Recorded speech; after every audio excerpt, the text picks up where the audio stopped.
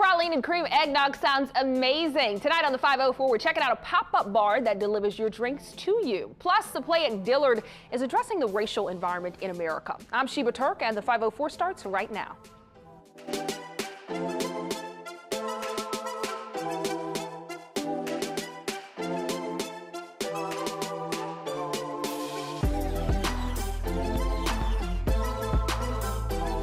Hey guys, and welcome to the 504. Dillard University is opening its 81st season with a performance called Hands Up, 7 Playwrights, 7 Testaments. It brings up some interesting conversations about the racial environment in America right now. Assistant Professor of Speech Raymond Vrazel is here along with Senior Theater Major Rachel Ridgeway and Community Actor Rahim Glaspy. Did I get all the names right? Because that's all I want. Well, I'm done here, okay? You guys have a good night. Thank you all so much for being here. Allowing us to be here. And this play really fits in with the times right now. Ray, tell us a little bit about why you guys wanted to do this one. Well, it came along kind of late in the year. We had already decided to do Shakespeare, and then someone said, we better start doing something that's a little more topical and what's happening right now. And then, so I did some research, and I found the New Play Fest of New York, who had commissioned this play, Playwrights to write short plays.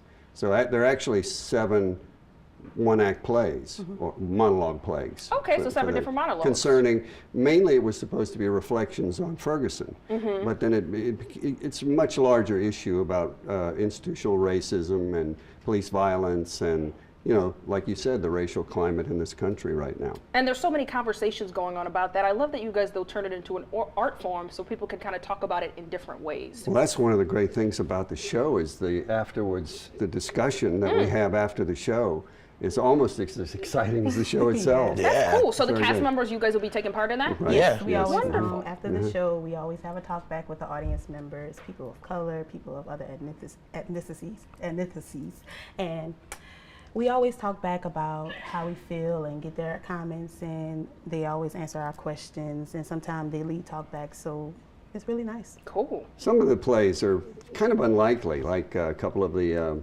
men have not had any experience with police. So it shows a lot of points of view on the situation. Diversity. So Rahim, tell me what your monologue is about. I know we'll see it later on in the show. My monologue is about being harassed by the cops. Personally, I've only been harassed like once in my life. Okay. But this guy that I'm portraying has been harassed since he was 14, and he's about, what, 35 at this time? So he's been harassed since he was 14. Yeah. Now, that's years of harassment, so yeah. And Rachel, what about your monologue? Well, my monologue is about an African-American black woman that's in an abusive relationship with a white man. She's arrested by white policemen, and she actually gets sexually harassed in prison, and she's violated by women cops, and she just has a breakthrough and finally realizes that this is the world that she's living in because of her color. It sounds like you guys have some great storylines there and very diverse, as you Very said. diverse. And I said this was timely even more so this week with the tense protest on you guys' campus over David Duke's presence at the Senate debate. Wow. And you already had the play scheduled when this happened, so it's not like you even planned that. It didn't. Nobody anticipated having a white supremacist on a black campus. Yeah. Nobody, in their wildest dreams, thought that would happen. And more conversations have come of that, which I think is even more helpful that you have a play that is addressing things like this. Exactly. And that's very true. I agree with both sides, the one that acted aggressively and the one that acted respectfully, because I am a DU family member, so I love and support them all, but I just challenge everyone to go out and vote.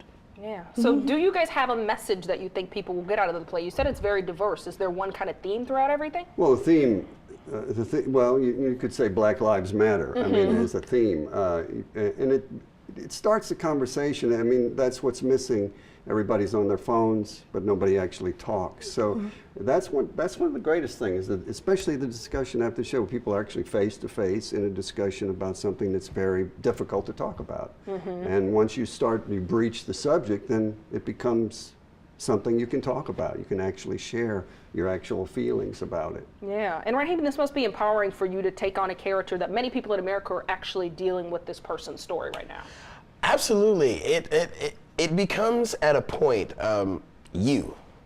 I literally feel like that I have to live through it every day because I am a black man in America. Yeah. And at any moment I could be harassed by the cops for no apparent reason. So I feel like I have a voice for every man, woman, child who gets harassed on a daily basis. You'll find in our talkbacks that what's funny is more people than you think get harassed. Yeah. We have found that in conversations. Yeah, yeah. You'd be surprised. And so, Rachel, for the audience, right? Yes. Often we hear the response to Black Lives Matter is Blue Lives Matter, White Lives Matter, Purple Lives Matter. All lives what matter. Are you hearing from the audience? Are they being receptive to the fact that, hey, we're just focusing on Black Lives Matter? Yes, there was actually a woman that was white. She came to the play and she gave us feedback on the show, and I actually had a real great conversation with her, and she said that she respects all lives and that she isn't a racist and that she appreciates this message being held because we don't talk about it enough, and you don't hear it enough from the opposite race. You don't hear other people share their stories on how they feel and their point of view. So just to have that relationship and that conversation with her was very helpful for me. Well, great show, guys. Rachel, I've been meaning to have you on the show for years now, so I'm glad you finally made it. And thank you all so much for being with us. You guys can see the show at 8 p.m. Saturday or 3 p.m. on Sunday at the Samuel Du Bois Cook Theater, which is on. All right, well, we'll be on at 9, so that you know we take this earlier in the day, but thank you. On Dillard University's campus, and you can get those tickets at the box office. It's $5 for Dillard students, $15 for general admission. And for more info, guys, call 504-816-4857. Now here's a sneak peek at the show. And then I get it. These cops are the cowards. I keep going through life assuming that people are good and wanting to do right by people, but maybe, just maybe, people are evil, and that people fall short of people all the time, and that is the way that things are, and that is the way that they are supposed to be. That cop failing me makes me stronger, but it almost makes me afraid too. That maybe I don't need nobody, that I have to be ready to kill. I wanted those cops to be something that they were totally incapable of being. Protectors. I don't need them. That protection doesn't add to my life. I can't let it take away from my life. They haven't taken away from my mind, my body, my soul, my intellect, my God. Nothing. And I am lucky that all he did was stare at my breast and hips. He didn't touch me, beat me, rape me. But to be in the state of thinking, at least he didn't, is a sickness too. But I am in the at least he didn't club. Because at least I wasn't Sharice Francis. 4 cops sat on top of her, and unlike me, she stopped breathing. At least I wasn't Rakia Boyd, shot in the head for standing next to a man holding a cell phone a cop thought was a gun. At least I wasn't Miriam Carey, shot to death for allegedly speeding away from a White House checkpoint. At least